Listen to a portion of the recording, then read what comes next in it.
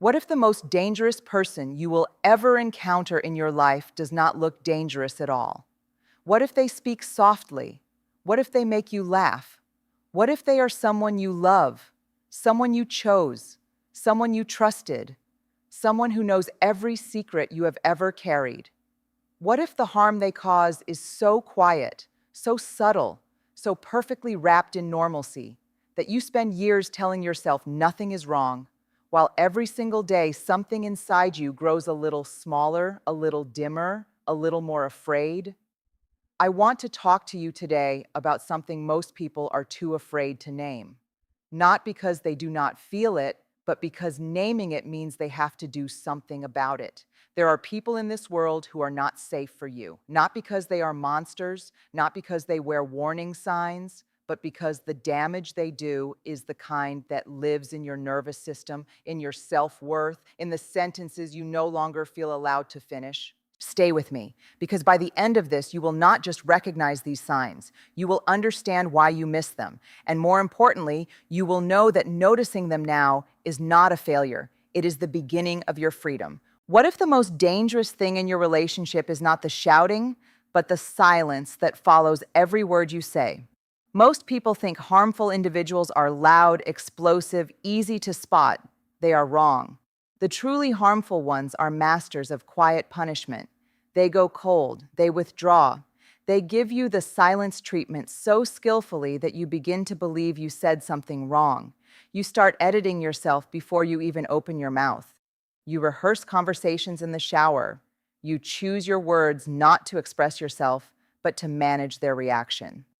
That is not communication, that is survival.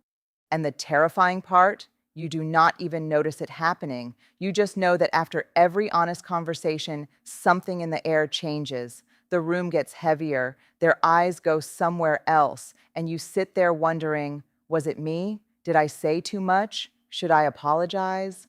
No, that silence is not your fault. It is a weapon designed to train you to stay small, stay quiet, stay manageable. When someone's silence makes you feel like a criminal for speaking your truth, that is a quiet sign you need to pay close attention to. What if every kindness someone shows you comes with an invisible invoice and they collect when you least expect it? This is one of the most shocking signs of a truly harmful person because it disguises itself as love.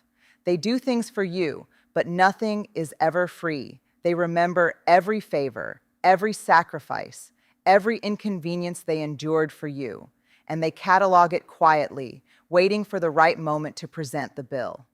After everything I have done for you, those 7 words, have you heard them?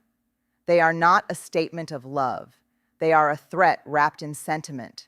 Healthy love does not keep score. Healthy love gives without a ledger.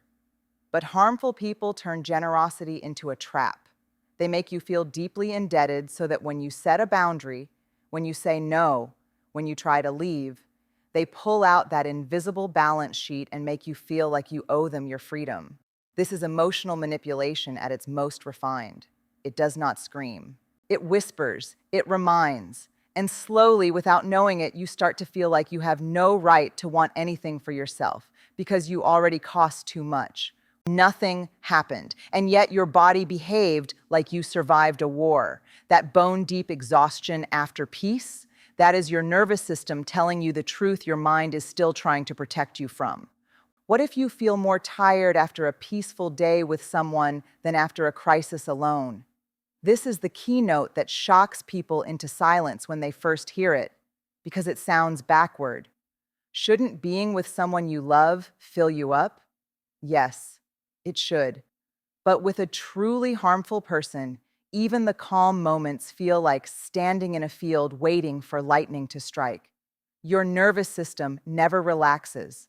Your body is constantly scanning, reading their facial expressions, monitoring their tone, watching for micro signals that the mood is shifting. Scientists call this hypervigilance. Your brain stays in a low-grade threat response even when nothing bad is happening. And that is exhausting in a way that sleep cannot fix. You wake up tired, you end the weekend tired, you come home from what was supposed to be a good day and you feel hollowed out. People around you ask, "What's wrong?" and you say, "Nothing happened." And that is exactly the problem. What if you have slowly become a smaller version of yourself and you cannot even identify the moment it started? This is perhaps the most heartbreaking sign of all, because it does not happen in one dramatic moment. It happens in quiet installments. You stop mentioning certain topics because it always leads to a fight. You stop wearing that color they criticized once, 3 years ago. You stop calling your friends as often because somehow that always causes tension. You stop laughing too loudly. You stop dreaming out loud. And one day, someone from your past looks at you and says, "You seem different." And you smile and say, "People change." But the truth is, you did not change. You were compressed. Systematically, conversation by conversation, look by look, sigh by sigh, you were made smaller. And the most devastating part is that a harmful person never tells you to shrink. They do not have to. They simply respond badly enough, often enough, that your own mind does the work for them. Your desire to keep the peace becomes your own prison. Your love for them becomes the architect of your disappearance. Recognizing the invisible shrinking is an act of profound self-recovery. What if everywhere a harmful person goes, chaos follows, but they are always the last one standing? Here is what is so shocking about this pattern. They do not look like the source of the chaos. They look like the victim of it. They always have a dramatic story. There is always someone who wronged them. Every job ended badly because of a terrible boss. Every friendship dissolved because the friend was toxic. Every relationship before you failed because the other person could not handle them. And you, standing there full of empathy, think, "I will be different. I will be the one who finally understands them." But look closer. The one constant in every story, every job, every friendship, every relationship is them. Chaos does not follow harmful people by accident. They generate it, consciously or not, because chaos keeps everyone around them off balance, reactive, and focused on survival rather than on holding them accountable. And they always come out as the protagonist of their own suffering. When you are the only common thread in every disaster, that is not bad luck. That is a pattern, and patterns do not lie.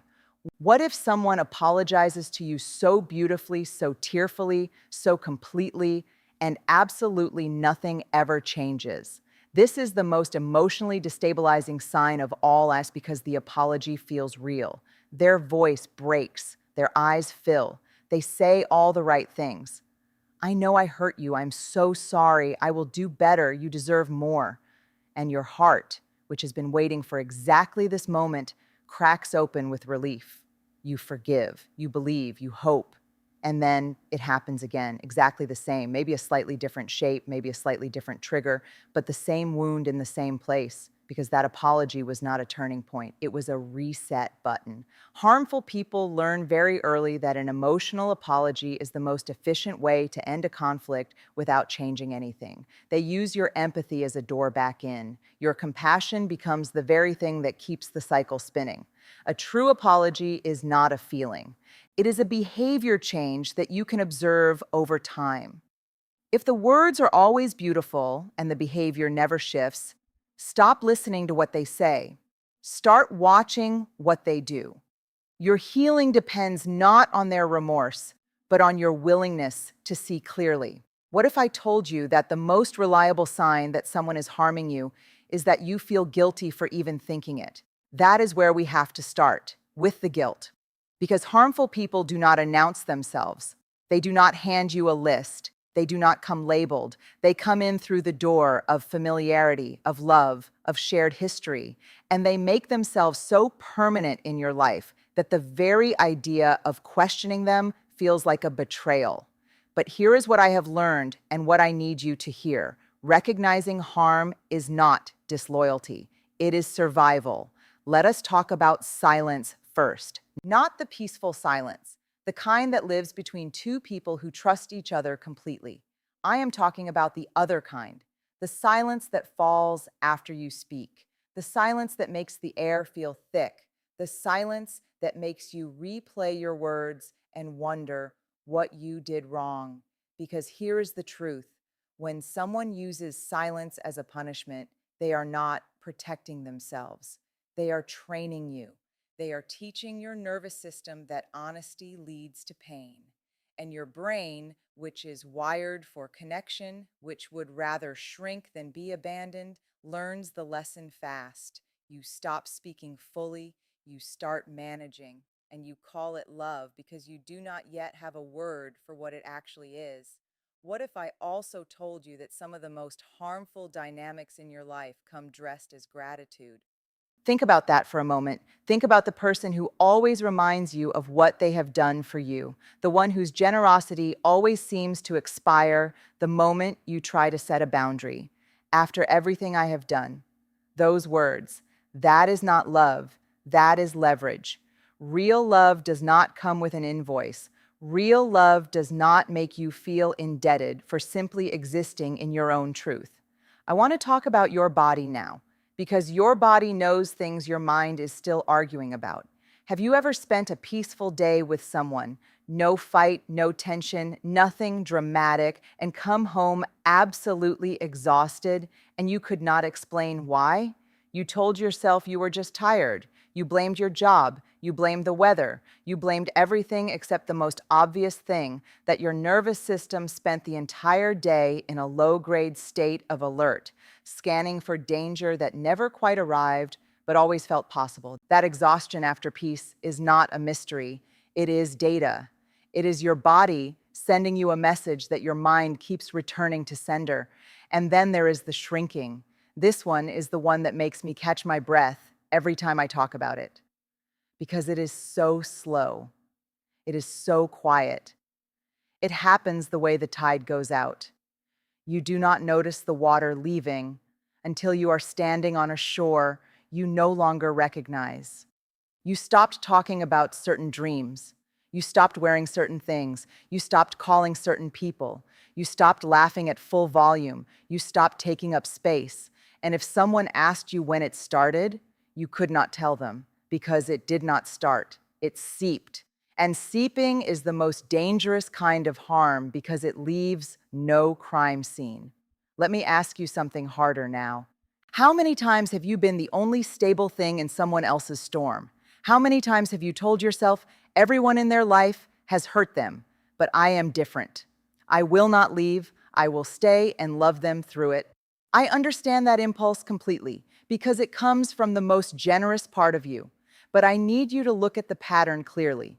When someone has a trail of collapsed relationships, abandoned friendships, and ended jobs, and they are always the wounded one in every story, that is not just bad luck. That is information. And you are allowed to factor that information into your decisions about how close to stand. And finally, the apology. Oh, the apology. The one that breaks your heart open with relief. The one that makes you think this is the turning point. The one delivered with tears and just the right words, at just the right moment, in just the right tone. I am not here to tell you that the emotion behind it is not real.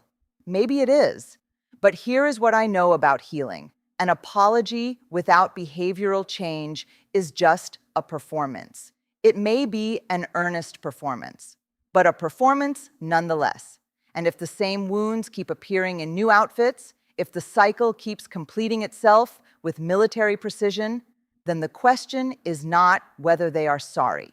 The question is whether sorry is enough. I want to leave you with this. Recognizing these signs in your life does not make you a victim. It makes you awake. And waking up, truly waking up to what is happening in your relationships, in your body, in the quiet spaces where you are most honest with yourself, that is one of the bravest things a human being can do. Because our culture makes it incredibly hard to name harm when it comes from someone we love. We are taught to be loyal. We are taught to forgive. We are taught that love means staying. But I want to offer you a different teaching. Love without safety is not love. It is longing. And you deserve more than a lifetime of longing. You are allowed to notice when you feel smaller. You are allowed to trust your exhaustion. You are allowed to let the pattern speak louder than the apology. You are allowed to choose yourself, not in spite of your love for others, but as an act of it. Because you cannot pour light into someone else's darkness if there is no one left holding the flame. The quiet signs were always there. Now you can see them, and seeing clearly, that is where your new story begins. Thank you, truly, from the bottom of this work, for being here and for having the courage to sit with something this honest. It takes a rare kind of strength to look at your own life with open eyes and still choose to love it forward. Whatever you are walking through, whatever quiet pain you have been normalizing, you are not alone and you are not broken. You are waking up, and that is everything.